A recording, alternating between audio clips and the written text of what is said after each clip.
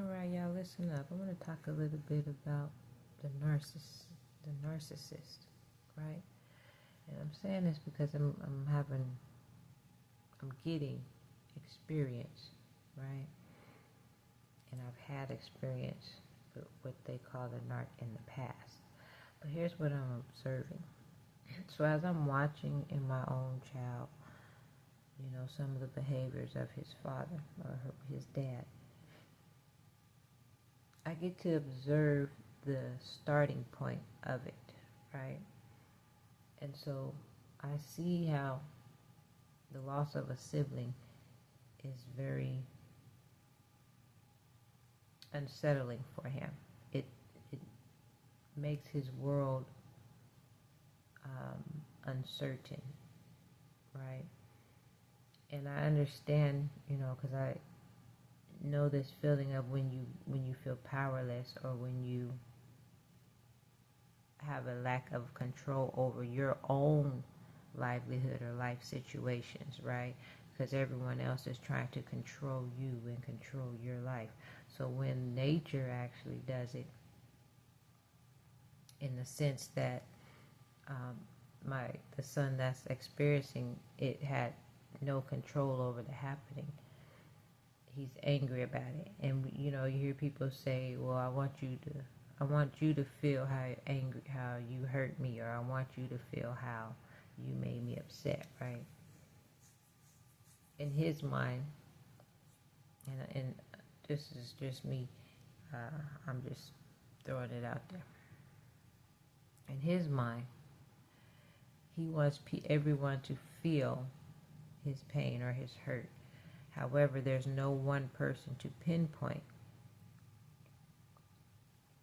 So there comes times where anybody can feel what he feels, right? And he tries to control. It's like that level of being out of control, of life just lifing. This is really actually lifing when other people are not trying to control or wreak havoc on your life, or sabotage and all these other things. I'm talking about life actually lifing, where he had to experience. There's literally nothing that can be done in the scenario, of someone passing,